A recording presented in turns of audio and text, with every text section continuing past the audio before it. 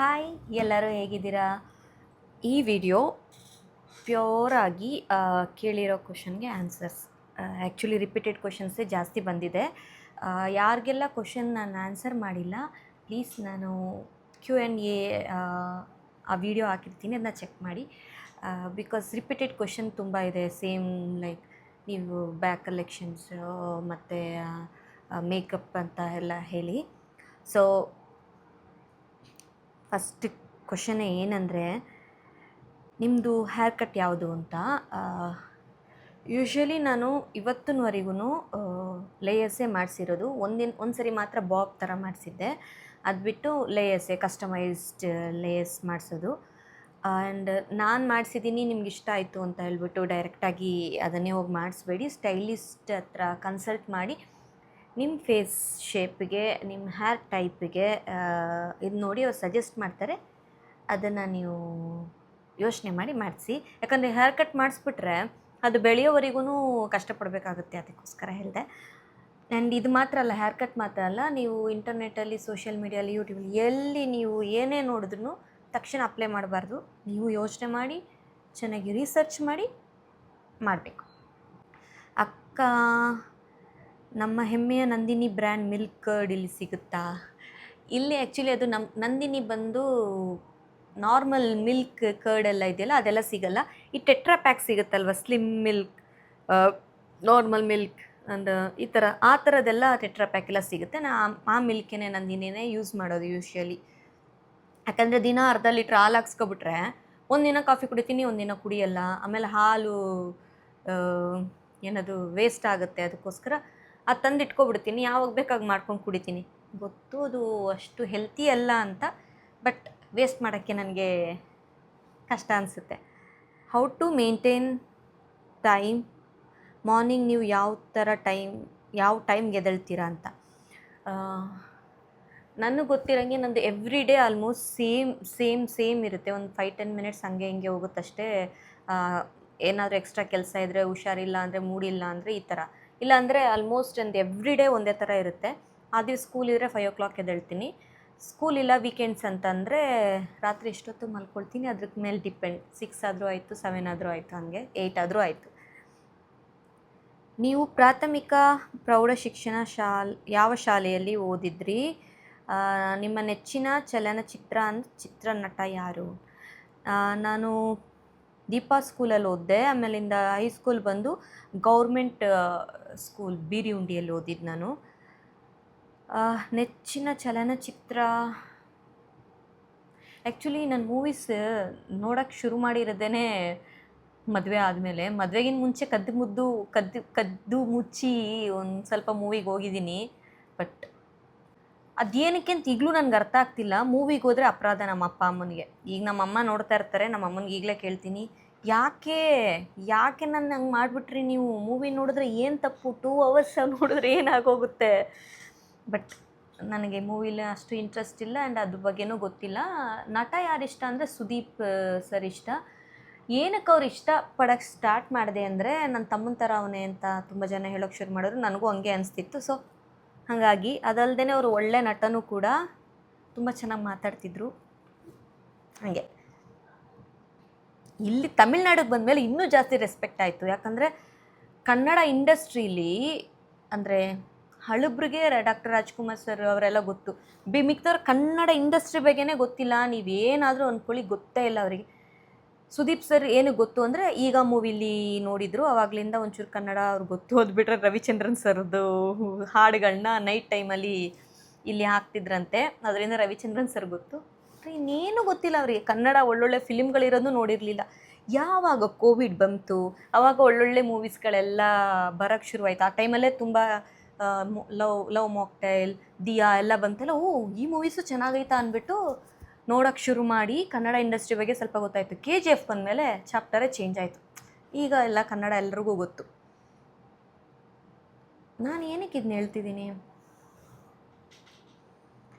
ಸರಿ, ಈಗ next sari collections ಹಾಕಿ. ನಾನು ಆವಾಗವಾಗ ಡಿಕ್ಲಟರ್ ಮಾಡ್ತಿರ್ತೀನಿ. ಸ್ಯಾರೀಸ್ ಒಂದು ಸರಿ ಇರೋದು, ಒಂದು ಸರಿ ಇರೋಲ್ಲ ನನ್ನ ಹತ್ರ. ಆ್ಯಂಡ್ ನೋಡೋಣ, ಯೋಚನೆ ಮಾಡ್ತೀನಿ. ಸ್ಯಾರಿನೆಲ್ಲ ತೆಗೆದುಬಿಟ್ರೆ ಮತ್ತೆ ಜೋಡಿಸಿರೋದು ಎಷ್ಟು ಕಷ್ಟ. ಬ್ಯಾಗ್ ಕಲೆಕ್ಷನ್ಸ್ ನಾನು ಅದೇ ಹೇಳಿದ್ನಲ್ಲ ರಿಪೀಟೆಡ್ ಬ್ಯಾಗ್ ಕಲೆಕ್ಷನ್ಸ್ ನಾನು ಆಗಲೇ ವಿಡಿಯೋ ಮಾಡಿ ಹಾಕಿದ್ದೀನಿ ಕವಿತಾ, ನೀವು ಅದನ್ನು ಚೆಕ್ ಮಾಡಿ. ಆ್ಯಂಡ್ ಲಿಂಕ್ ಬಂದು ಎಲ್ಲನೂ ನಾನು ಆನ್ಲೈನಲ್ಲಿ ತೊಗೊಂಡಿಲ್ಲ, ಯಾವ್ದು ತೊಗೊಂಡಿದ್ದೀನಿ ಅದನ್ನು ಇನ್ಸ್ಟಾಗ್ರಾಮಲ್ಲಿ ಲಿಂಕ್ ಹಾಕಿರ್ತೀನಿ. ಕೆಲವೊಂದಕ್ಕೆ ಲಿಂಕ್ ಇಲ್ಲ, ಯಾಕಂದರೆ ಅದು ಸೋಷಿಯಲ್ ಮೀಡಿಯಾಲೇ ಫೇಸ್ಬುಕ್ಕಲ್ಲೋ ಇಲ್ಲ ಇದರಲ್ಲಿ ನೋಡ್ಬೇಕಾದ್ರೆ ಅಲ್ಲಿ ಬರುತ್ತಲ್ಲ ಆ್ಯಡ್, ಚೆನ್ನಾಗಿದ್ರೆ ನಂಗೆ ಆರ್ಡ್ರ್ ಮಾಡಿರ್ತೀನಿ. ಆ ಟೈಮಲ್ಲಿ ಬಂದಿದ್ದು ಇಮೇಲು ಮೆಸೇಜಸ್ನು ಡಿಲೀಟ್ ಮಾಡಿಬಿಟ್ಟಿದ್ದೀನಿ. ಸೊ ನಾನು ಕಮೆಂಟ್ ಮಾಡಿದ್ರು ನಾನು ನೋಡ್ಬಿಟ್ಟು ಚೆಕ್ ಮಾಡಿದೆ, ಸಿಕ್ಕಿಲ್ಲ ನನಗೆ. ಗರ್ಲ್ಸ್ ತುಂಬ ಈಸಿ, ಅಷ್ಟೊಂದೆಲ್ಲ ನೀವು ಯೋಚನೆನೂ ಮಾಡಿಬಿಡಿ ಲಿಂಕ್ ಅಂತ ಕೇಳೋದಕ್ಕೆ. ನಾವು ಪ್ರಾಡಕ್ಟ್ ಹಾಕ್ತಿರ್ತೀವಲ್ಲ, ಜಸ್ಟ್ ಸ್ಕ್ರೀನ್ಶಾಟ್ ತೊಗೊಳ್ಳಿ, ಗೂಗಲ್ಗೆ ಹೋಗಿ ಗೂಗಲ್ ಲೆನ್ಸಲ್ಲಿ ಈ ಪಿಕ್ಚರ್ನ ನೀವು ಸ್ಕ್ಯಾನ್ ಮಾಡಿ, ಯಾವ್ಯಾವ ವೆಬ್ಸೈಟಲ್ಲಿ ಯಾವ್ಯಾವ ಪೇಜಲ್ಲಿ ಇನ್ಸ್ಟಾಗ್ರಾಮಲ್ಲೆಲ್ಲ ಅದು ಹಾಕಿರ್ತಾರೆ ಅದು ಲಿಸ್ಟೇ ಬರುತ್ತೆ ನಿಮಗೆ ಎಲ್ಲಿ ಬೆಟರ್ ಪ್ರೈಸ್ ನಂಬಿಕೆ ಅಂತ ಅನಿಸುತ್ತೆ ಹೋಗಿ ಆರ್ಡ್ರ್ ಮಾಡಿ. ಯೂಸ್ಫುಲ್ ಆಗಿದೆ ಅಲ್ಲ. ಆನವ್ ಮತ್ತು ಅಮೆಯ ಬಗ್ಗೆ ಹೇಳಿ. ಏನು ಹೇಳಿ, ಮುದ್ದು ಕೂಸುಗಳು ತುಂಬ ಮಿಸ್ ಮಾಡ್ಕೊಳ್ತೀನಿ. ನನ್ನ ಅಣ್ಣ ತಮ್ಮದಿರ ಮಕ್ಕಳು ಅಂದರೆ ನನ್ನ ಮಕ್ಕಳ ಥರನೇ ಅಲ್ವಾ. ಸೊ ಯಾರೊಬ್ರು ಕೇಳಿದ್ರು ಏನಕ್ಕೆ ಟಚ್ ಅಂತೀರಾ ಅಂತ. ಆ್ಯಕ್ಚುಲಿ ಅದವ್ರ ಟರ್ಮ್ ಅದು. ಈಗ ಏನಾದರೂ ಹೇಳ್ಬಿಟ್ಟು ದೃಷ್ಟಿ ಆಗ್ಬಿಡುತ್ತೆ ಅಂದ್ಬಿಟ್ಟು ಬಿಡ್ತು ಅಂತ ಹೇಳ್ತಾರಲ್ವ, ಹಂಗೆ ಇದು ಟಚ್ ಉಟ್ ಅಂತ. ಹಂಗೆ ವುಡ್ ಟಚ್ ಮಾಡಿಬಿಟ್ರೆ ದೃಷ್ಟಿ ಎಲ್ಲ ಹೊಟ್ಟೋಗುತ್ತೆ, ನಜರ್ ಬರಲ್ಲ ಅಂತ ನಂಬಿಕೆ. Is it everything gold you wore at wedding it is gifted by your family ಅಂತ ಕೇಳಿದ್ದಾರೆ. ಹೌದು, ಹಾಕಿರೋದೆಲ್ಲ ಚಿನ್ನನೇ. ಕೇರಳ ಮ್ಯಾರೇಜ್ ಯೂಶ್ವಲಿ ನೀವು ನೋಡಿದ್ರೆ ಎಲ್ಲರೂ ಹಾಗೆ ಹಾಕಿರ್ತಾರೆ, ಫುಲ್ ಗೋಲ್ಡ್ ಹಾಕಿರ್ತಾರೆ. ಅದು ಇವಾಗ ಸ್ವಲ್ಪ ಚೇಂಜ್ ಆಗಿದೆ, ಈಗ ರೀಸೆಂಟಾಗಿ ಸೋಷಿಯಲ್ ಮೀಡಿಯಾ ಟ್ರೆಂಡೆಲ್ಲ ಬಂದಾಗಲಿಂದ ಸ್ವಲ್ಪ ಚೇಂಜ್ ಆಗಿದೆ. ಅವಾಗೆಲ್ಲ ಎಲ್ಲರೂ ಅಷ್ಟೇ ಫುಲ್ ಗೋಲ್ಡನ್ನೇ ಹಾಕ್ಕೊಳ್ಳೋದು, ಅದೇ ಅವ್ರ ಟ್ರೆಡಿಷನ್ನು. ಆ ಊರಲ್ಲಿ ತುಂಬ ಬಡವರು ಅಂದ್ರೂ ಕೂಡ ಕಿವಿಗೆ ಓಲೆ, ಕತ್ತಿಗೆ ಚೈನು, ಉಂಗುರ, ಬಳೆ ಗೋಲ್ಡಲ್ಲಿ ಇಲ್ಲದೇ ಇರಲ್ಲ, ಎಲ್ಲರ ಹತ್ರನೂ ಇರುತ್ತೆ. ಅದು ಗೋಲ್ಡ್ ಮಸ್ಟಲ್ಲಿ ಆ ಥರ. ಆ್ಯಂಡ್ ಇನ್ನೊಂದೇನೆಂದರೆ, ಇಲ್ಲಿ ಮಾವದಿರು ಚಿಕ್ಕಪ್ಪದಿರು ಎಲ್ಲರೂ ಗಿಫ್ಟ್ ಕೊಡ್ತಾರಲ್ವ ಮದುವೆಗೆ.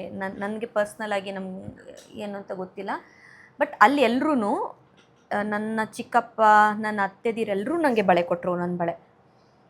ಅದೇನೆಂದರೆ ಅವ್ರು ನನಗೆ ಹಾಕಿದ್ರೆ ನಮ್ಮಪ್ಪನ ರೆಸ್ಪಾನ್ಸಿಬಿಲಿಟಿ, ಅವ್ರ ಮಕ್ಕಳಿಗೆ ಅವ್ರು ನನಗೇನು ಕೊಟ್ಟರು ಅಷ್ಟೇ ಅಮೌಂಟು ಚಿನ್ನ ಹಾಕಬೇಕು. ಕೇರಳ ಟ್ರೆಡಿಷನ್. ಬಟ್ ನಮ್ಮೂರ ಥರದ್ದು ಗಟ್ಟಿ ಚಿನ್ನ, ವೆಯ್ಟ್ ಚಿನ್ನ ಅಲ್ಲ ಅದು ಫುಲ್ಲು. ಎಂಗೇಜ್ಮೆಂಟ್ ವೀಡಿಯೋಸ್ ನೋಡಿರ್ತೀರ, ಅದು ಬಂದು ಫುಲ್ ವೆಯ್ಟ್ ಇರೋ ಅಂಥ ಆ್ಯಂಟಿಕ್ ಜ್ಯುವೆಲ್ರಿ. ಇದೆಲ್ಲ ಬಂದು ಜಸ್ಟ್ ಮದುವೆಗೆ ಅಂತಲೇ ಈ ಥರ ಮಾಡಿಸಿರ್ತಾರೆ ಲೈಟ್ ವೆಯ್ಟಲ್ಲಿ.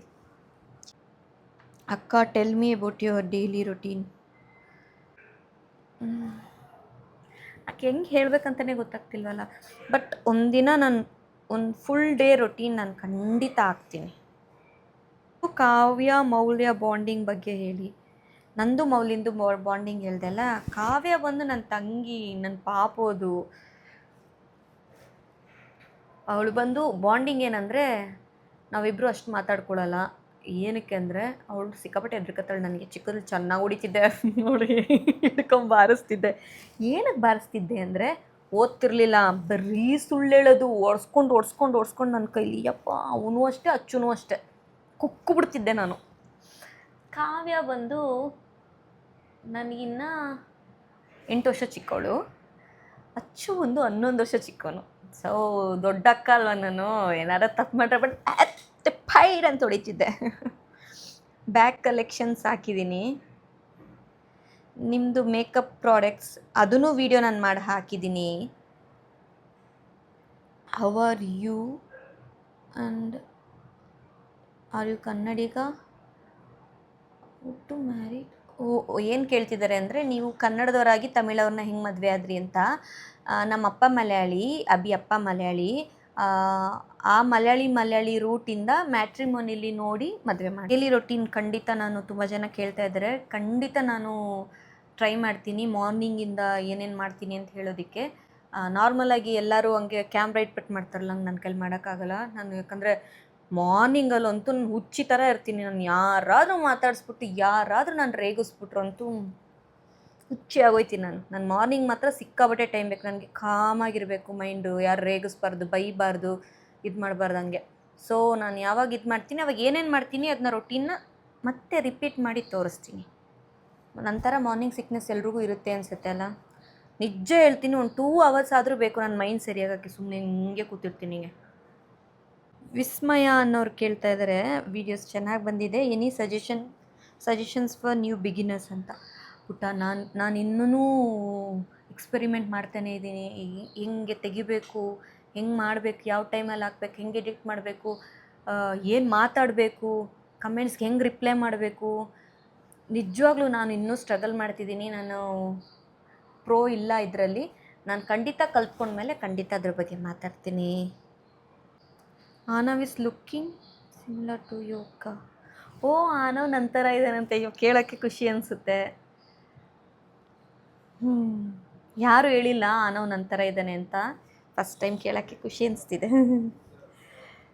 ಇಟ್ಟು ಝೀ ಚಾಲೆಂಜ್, ಕಲರ್ ಚಾಲೆಂಜ್ ಮಾಡಿ. ಆದರೆ ತುಂಬ ಕಮೆಂಟ್ಸ್ ಬಂದಿದೆ ಇದ್ರ ಬಗ್ಗೆ. ಆ ಗೇಮ್ ಬಗ್ಗೆನೇ ನನಗೆ ಗೊತ್ತಿಲ್ಲ. ಇನ್ನೊಂದು, ನಾನು ಅದನ್ನ ಕಲ್ತ್ಕೊಂಡು ಆಡೋಣ ಅಂದ್ರೂ ನಮ್ಮ ಮನೆದೈತಲ್ಲ, ನಮ್ಮ ಯಜಮಾನ ಅಂತ, ಅದು ಬರಲ್ಲ. ಅದು ಲೆಗ್ಸ್, ಹ್ಯಾಂಡ್ಸ್, ಹೇರ್ ರಿಮೂವ್ ಬಗ್ಗೆ ಹೇಳಿ ಗೈಸ್. ನಾನು ವ್ಯಾಕ್ಸ್ ಮಾಡಿಸ್ತೀನಿ, ಇಲ್ಲ ಅಂದರೆ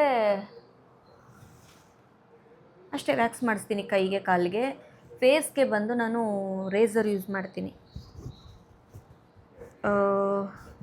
ಅದು ಫುಲ್ ರಿಮೂವ್ ಮಾಡೋಕ್ಕೆ ನನಗೆ ಗೊತ್ತಿಲ್ಲ.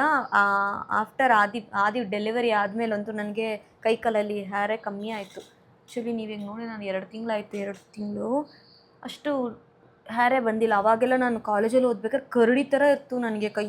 ಇಲ್ಲೆಲ್ಲೋ ಕೂದಲಿತ್ತು ನನಗೆ. ಅದು ಹೊಟ್ಟೋಗುತ್ತೆ, ವರಿ ಮಾಡಬೇಡಿ. ಹಸ್ಬೆಂಡ್ ಸೈಡ್ ಫ್ಯಾಮಿಲಿ ಇಂಟ್ರೊಡಕ್ಷನ್ ಮಾಡಿ. ಹಸ್ಬೆಂಡ್ ಸೈಡಲ್ಲಿ ಫ್ಯಾಮಿಲಿ ನನಗೆ ನಿಜ ಗೊತ್ತಿಲ್ಲ. ಅವ್ರಿಗೆ ಅಪ್ಪನಿಗೆ ಬಂದು 4 ಜನ ಅಣ್ಣ ತಮ್ಮದಿರು. ಅದರಲ್ಲಿ 2 ಜೊತೆ ಕಾಂಟ್ಯಾಕ್ಟಲ್ಲೇ ಇಲ್ಲ ಅವರು. ನಮ್ಮ ಮದುವೆ ಕೂಡ ಬಂದಿಲ್ಲ. ಅವ್ರ ತಮ್ಮ ಇದ್ದಾರೆ, ಇಲ್ಲೇ ಪಕ್ಕದ ಏರಿಯಾಲಿದ್ದಾರೆ. ಸೊ ಅವ್ರನ್ನ ಆವಾಗವಾಗ ಮೀಟ್ ಮಾಡ್ತೀವಿ. ಅವಾಗ 2 ಹೆಣ್ಮಕ್ಳಿದ್ದಾರೆ. ಸೊ ಅವ್ರನ್ನ ಆವಾಗವಾಗ ಮೀಟ್ ಮಾಡ್ತೀವಿ. ಅದು ಬಿಟ್ಟರೆ ನಮ್ಮ ಅತ್ತೆ ಸೈಡಲ್ಲಿ ಅವ್ರಿಗೊಬ್ರು ಅಣ್ಣ ಇದ್ದಾರೆ, ಮಾತಾಡಿಸ್ತಾ ಇಲ್ಲ, ಅವ್ರು ಬರೋದೇ ಇಲ್ಲ. ಅವ್ರನ್ನ ನಾನು ನಮ್ಮ ಮದುವೆಲಿ ನೋಡಿರೋದು ಅಷ್ಟೇ, ಲಾಸ್ಟ್ ಅನ್ಸುತ್ತೆ ನಾನು. ಅದು ಬಿಟ್ಟರೆ ನಮ್ಮ ಅತ್ತಿಗೆ ಗಂಡ, ಮಗು, ಅಷ್ಟೇ.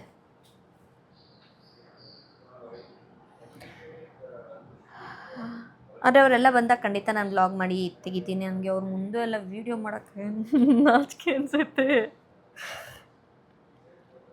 ಅದಲ್ಲದೆ ಕನ್ನಡ ಮಾತಾಡ್ಬೇಕಾದ್ರೆ ಒಂಥರ ನೋಡ್ತಾರ, ಅಯ್ಯೋ ಎಲ್ಲರೂ ನನ್ನೇ ನೋಡ್ತಾವ್ರೆ ಅಂದ್ಬಿಟ್ಟು ಒಂಥರ ಅನಿಸ್ಬಿಡುತ್ತೆ. Y no videos with Deepa.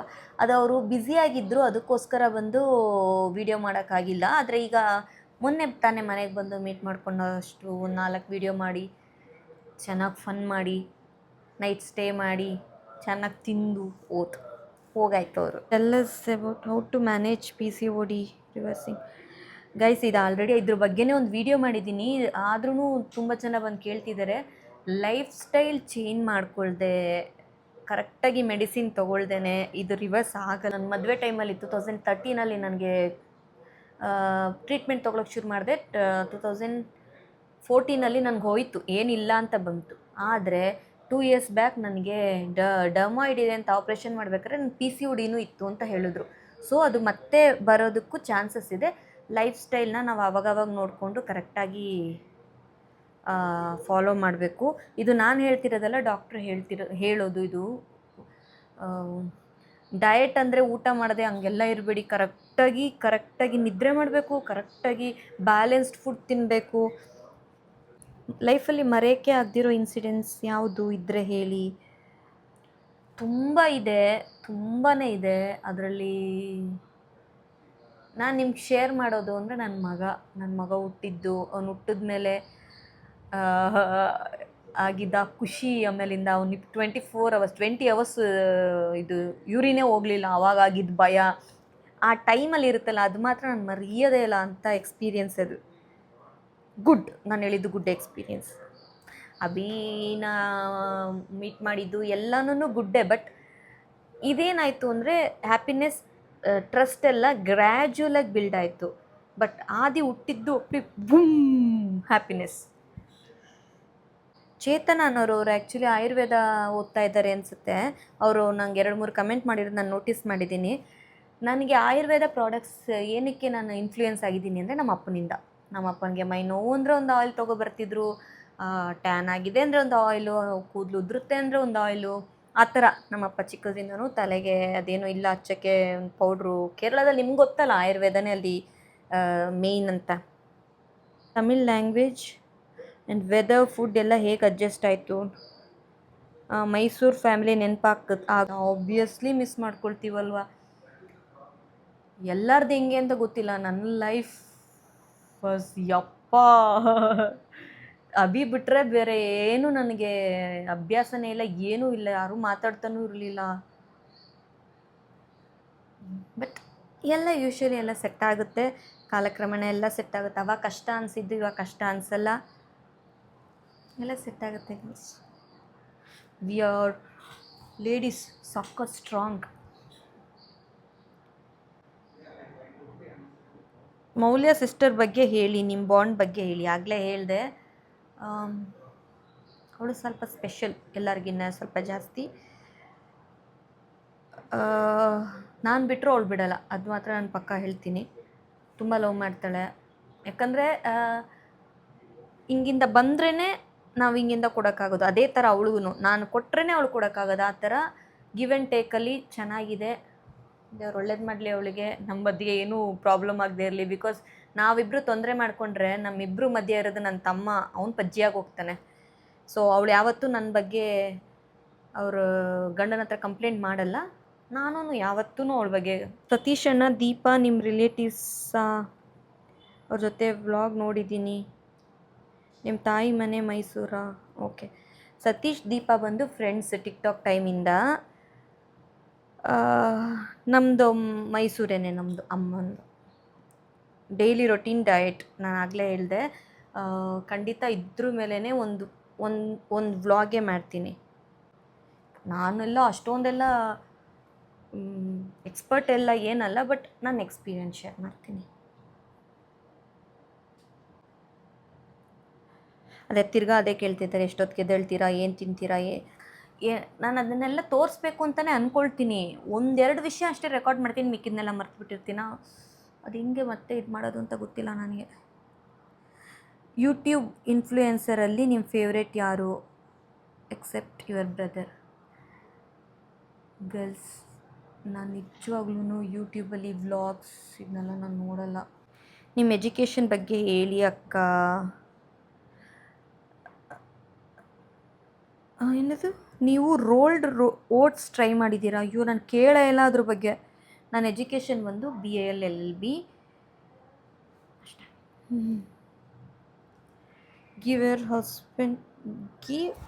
Give your house for rent and your sister in law staying in your building.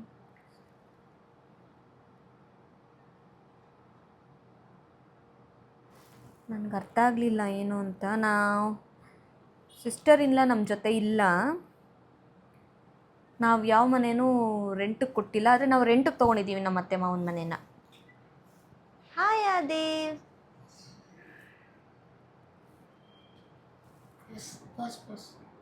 ಸ್ಕೂಲಿಂದ ಬರ್ತಿದ್ದಂಗೆ ಅದು ಒಂದು ಹಗ್, ಒಂದು ಕಿಸ್ಸದು ಸೆಷನ್ ಇರುತ್ತೆ. ಸೊ ಅದನ್ನು ರೆಕಾರ್ಡ್ ಮಾಡಬೇಡ ಅಂದ್ಬಿಟ್ಟು ಪಾಸ್ ಮಾಡಿಸಿದ್ರು ಸರ್, ಅಲ್ವಾ ಅದೇ?